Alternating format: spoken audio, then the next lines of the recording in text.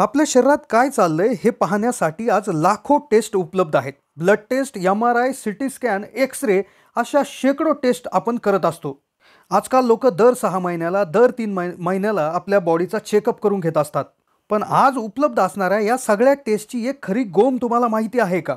ती म्हणजे काय की किती लेटेस्ट टेक्नॉलॉजीने युक्त तुम्ही टेस्ट करा, पण ती टेस्ट तुम्हाला जेव्हा आजार होतो त्याच वेळेस तो आजार दाखवते। यातली कोणतीही टेस्ट तुम्हाला भविष्यात कुठला आजार होणार आहे हे कधीही सांगत नाही। उदाहरणार्थ, तुमच्या मेंदूमध्ये ट्यूमर झाला तर ते MRI मध्ये येतं। तुमच्या हार्टमध्ये ब्लॉकेजेस झाले तर ते त्या ठिकाणी दिसतात। तुमचं एखादं हाड मोडलं तर ते एक्स-रे मध्ये दिसतं। म्हणजे जर शरीरात काही झालं तर आणि तरच या टेस्ट तुम्हाला दाखवत असतात। पण आयुर्वेदामध्ये 2000 वर्षापूर्वी एक अशी टेस्ट केली जायची, अशी चाचणी केली जायची की जी तुमचं शरीर निरोगी आहे की नाही हे तर सांगतेच, पण त्याचबरोबर भविष्यात तुम्हाला कुठले रोग येऊ शकतात याची देखील आयडिया तुम्हाला अगदी आधीच येत असते।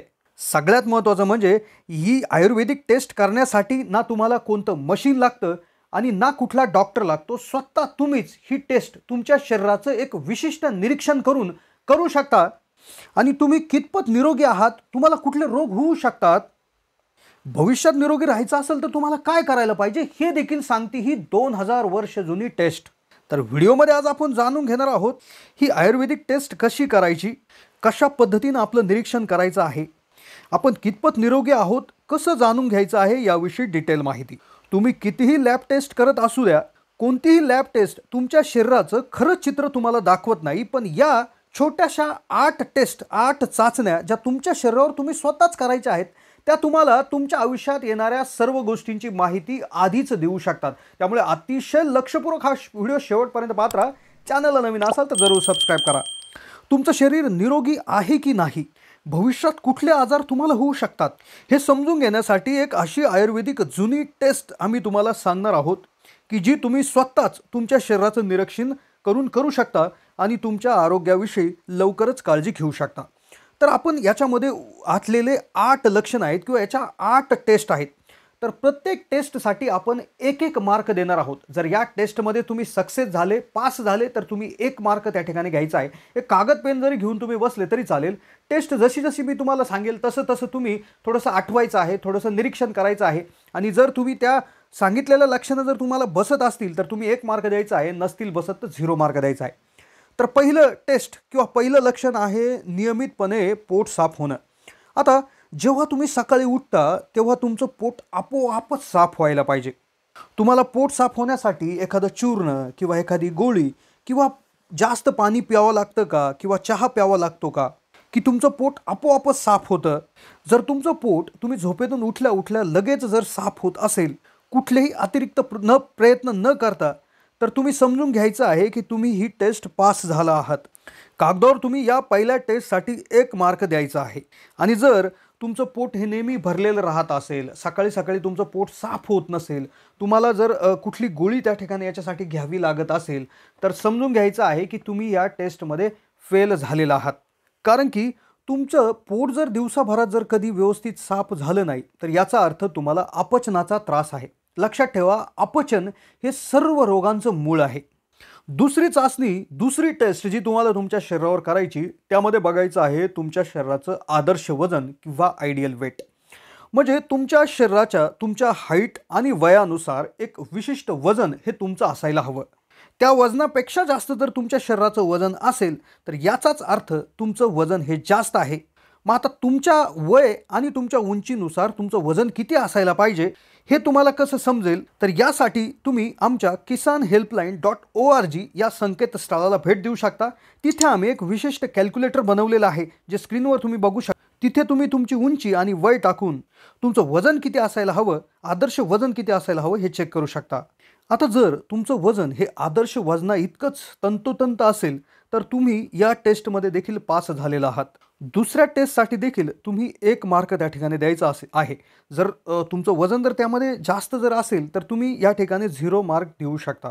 यानंतर तिसरी आणि सगळ्यात महत्त्वाची जी काय टेस्ट आहे ती म्हणजे मनाची प्रसन्नता। आता तुमचं मन नेहमी प्रसन्न राहतंय का?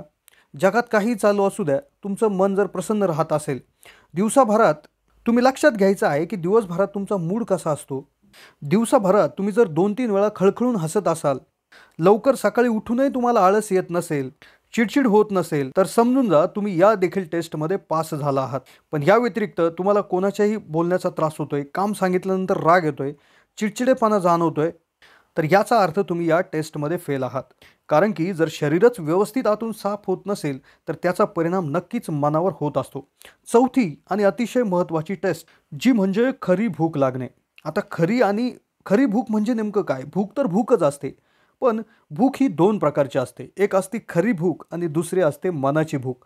मनाची भूक म्हणजे जेव्हा तुम्हाला एखादी चटपटीत किंवा गोड गोष्ट खायची इच्छा होते किंवा एखाद्या चटपटीत पदार्थ पाहिल्यानंतर तुम्हाला भूक लागते, तर ती भूक असते मनाची भूक. पण खरी भूक म्हणजे अशी, की सणकून भूक लागते ज्यावेळेस तुमच्यासमोर काहीही जरी ठेवलं, तरी देखील तुम्ही ते खात असता, तर त्यावेळेची असती खरी भूक. तर दिवसाभरात प्रत्येकाला 2 वेळा जर खरी सणकून भूक जर लागत असेल, तर या टेस्टमध्ये देखील तुम्ही पास आहात. पण याउलट जर तुमचं पोट नेहमी भरलेलं असं वाटतंय, पचन होत नाही आहे, पोटात जड-जडपणा जर वाटत असेल, तर याचा अर्थ तुम्ही या टेस्टमध्ये फेल आहात. 5वी टेस्ट जी करायची आहे ती म्हणजे आळसाच्या संबंधी. आता जर दिवसाभरात तुम्ही सकाळी 5 वाजल्यापासून रात्री 9-10 वाजेपर्यंत जर तुमच्या अंगात एनर्जी राहत असेल, कामाला कुठलाही म्हणजे जबरदस्त उत्साह राहत असेल, आळस किंवा थकवा येत नसेल, तर समजून जा तुम्ही या टेस्टमध्ये देखील पास झालेला आहात. पण जर याउलट तुम्हाला जर दिवसा झोप येत आहे, काम सांगितल्यानंतर चिडचिड होत आहे, थोडंसं सकाळी उठल्यानंतर तुम्हाला लगेच झोपावंसं वाटत आहे, तर समजून जा तुम्ही या टेस्टमध्ये फेल झालेले आहात. आता तुम्ही तुमच्या दिवसभराचं निरीक्षण करून तुम्ही जर यामध्ये पास असाल तर 1 मार्क द्यायचा आहे आणि जर तुम्ही याच्यामध्ये फेल असाल तर 0 मार्क द्यायचा आहे. 6वं आणि सगळ्यात महत्त्वाची टेस्ट म्हणजे एफर्टलेस मूव्हमेंट म्हणजे बिनदिक्कत हालचाल. तुम्हाला उठताना, बसताना, चालताना, एखादं वजन उचलताना जर कुठलाही त्रास होत नसेल, वेदना होत नसेल, तर समजून जा तुम्ही या टेस्टमध्ये देखील पास आहात. पण याउलट तुम्ही म्हणाल की वय झाल्यानंतर गुडघे, पाय दुखणे, हात दुखणे असं जर त्या ठिकाणी वाटत असेल, तर हे चुकीचं आहे. माणसाला कोणत्याही वयात कुठलीही मूव्हमेंट किंवा हालचाल करताना त्रास झालाच नाही पाहिजे. 7वं आणि सगळ्यात महत्त्वाची टेस्ट आहे नितळ त्वचा. आता त्वचा ही शरीराचा एक आरसा असते. शरीरात जर कुठल्याही रोगामुळे केमिकल्स तयार जर झाले, तर शरीर त्वचेवाटे ते बाहेर टाकत असतं. त्यामुळे त्वचेविषयी विविध विकार होत असतात. मग त्वचा जर तुमची नितळ असेल, स्पॉटलेस त्वचा असेल, तर समजून जा शरीरामध्ये कुठलेही आजार नाही आहेत. पण याच व्यतिरिक्त जर शरीरामध्ये जर विविध प्रकारच्या त्वचेवर जर आजार लक्षात आले, तर इथे तुम्ही या टेस्टमध्ये फेल आहात. शेवटची 8वी टेस्ट जी आहे गाढ झोप येणं. आता तुम्ही जेव्हा बेडवर पडता तर 5 ते 10 मिनिटांमध्ये तुम्हाला झोप लागते. अगदी झोप लागल्यानंतर सकाळपर्यंत देखील जाग येत नाही. मग आता तुम्ही म्हणाले गाढ झोप म्हणजे काय? तर ती एखाद्या लहान मुलासारखी असावी. एखादं मूल आहे ज्यावेळेस ते झोपतं, त्याला एका ठिकाणाहून दुसऱ्या ठिकाणी जरी नेऊन झोपवलं, तरी देखील त्याच्या सकाळपर्यंत लक्षात येत नाही.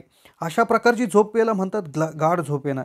अशा प्रकारची झोप येत असेल, तर तुम्ही या टेस्टमध्ये देखील पास आहात. या व्यतिरिक्त तुम्ही मध्ये-मध्ये उठत असाल किंवा तुम्हाला झोपण्यासाठी 1-1.5 तासाचा टाईम लागत असेल, तर तुम्ही या टेस्टमध्ये फेल आहात. आत्तापर्यंत आपण 8 टेस्ट पाहिल्या. टेस्ट पास असाल, लक्षणं पॉझिटिव्ह असतील, तर 1-1 मार्क जर दिला, जर एखाद्याच्या 8ही टेस्ट ओके येत असतील, तर त्याचे 8 त्या ठिकाणी मार्क होतील. आता मग जर तुमचे जर 7 ते 8 मार्क होत असतील, तर तुम्ही खूपच जास्त निरोगी आहात. जर तुमचे मार्क हे 5 ते 6च्या मध्ये येत असेल, तर तुम्ही सरासरी निरोगी आहात. म्हणजेच थोड्याशा प्रयत्नानंतर तुम्ही लवकरच निरोगी होऊ शकता. पण जर तुमचा स्कोर हा 0 ते 4च्या मध्ये येत असेल, तर तुम्हाला तुमच्या आरोग्याकडे तात्काळ लक्ष देण्याची गरज आहे. इथे हे लक्षात घ्यायचं आहे. आता मी देखील ही जी काही टेस्ट आहे स्वतः करून पाहिली, तर माझा स्कोर देखील 5 ते 6च्या मध्ये आलेला आहे. तर तुमचा स्कोर किती आला? तुमच्या फॅमिलीचा किती स्कोर आलाय? तर हे देखील कमेंटच्या माध्यमातून कळवा. जास्तीत जास्त लोकांपर्यंत ही माहिती शेअर देखील करा. धन्यवाद.